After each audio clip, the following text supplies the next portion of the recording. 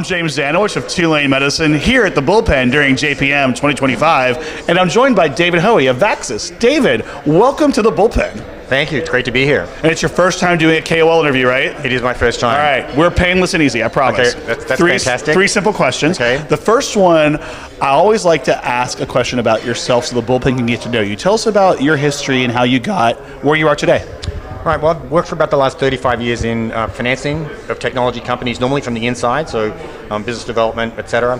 And that spans across sort of environmental technology, information technology. But for about the last 20 years, it's been in biotech. And for the last 13 years specifically, I've been working in vaccines for Vaxxas. Mm-hmm. Sounds great. And so Vaxxas, I'm going to guess, is the answer to our next question. What is your focus? What are you working on every day? Right, well, yeah, what we're working on is really exciting. It's a way to replace the needle and syringe for vaccination with a simple patch that's applied to the skin.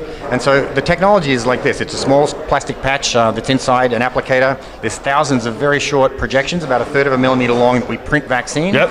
And what you do, you peel off a foil. Spokes bottle. Okay, you peel off a foil seal. Yep. I would put it over here, and I'd hit the back of it. It would stay for 10 seconds, and I would remove it. Oh, that's awesome. The vaccination is complete. That's only my second time getting to be a spokes bottle. I'm very excited. There you go. That's fantastic. Well, and look, the reason it's an exciting technology is because, when you inject vaccine into muscle, it's not where the immune cells are. When you inject it into muscle, you're relying on surveillance cells to get it to the lymphatic system for processing.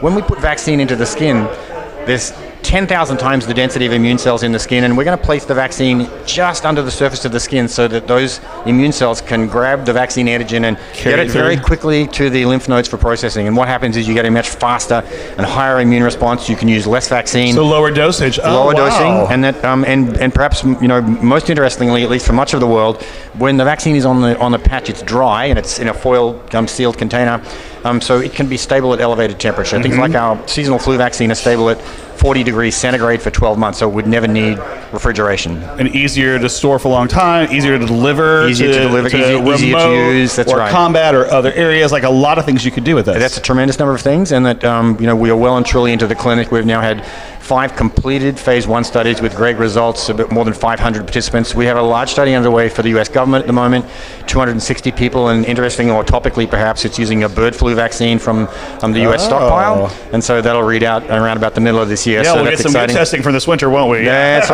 right. And we'll do our first phase 2 studies late this year. We'll start those as we move our pipeline, towards phase 2, 3 and launch. And are you doing any sort of raise right now? Yes, we are. We're actually at the tail end of what is a $100 million private financing. It's actually being led by JPM in conjunction with Wilson's in Australia, and that we had 45 meetings in our roadshow. So it's good to be on the back end of that. But obviously, we'd love to have people who are interested in participating. We'd hook them up with the bankers and tell them in more detail exactly what we're doing. So still open to conversations for that, which is good to know. Still open to conversations. And for something this cool, you should want to get in on it. Absolutely, it's a game changer. Yeah. And so, as you know, the Bullpen, and probably why you're here, is it's all about finding people, helping them, and repeating. Mm-hmm. But this is the chance where you actually get to make your asks of the Bullpen community. How can they help you achieve your goal?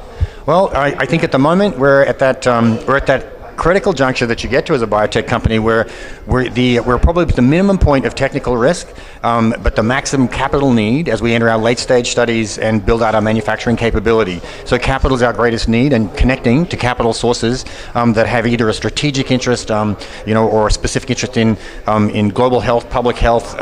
Those are great folks for us to meet with, and I think it's not too long before we have to look at how we tap the public markets for the kind of capital we need. Mm-hmm. But those are the conversations that will be helpful for us. Well, you heard it here, Bullpen. If you think you can help, inbox him right now. Make those connections. It's been so great having you here with us today. We only have, 18 hours of JPM left. Cannot wait to wrap this up. I'm sure you can't either. Yes. It's been a long week for everyone, but tremendous conversations, connections, much like this one. And I look forward to watching your growth over the next year. Well, thank you very much for the interview. Much appreciated.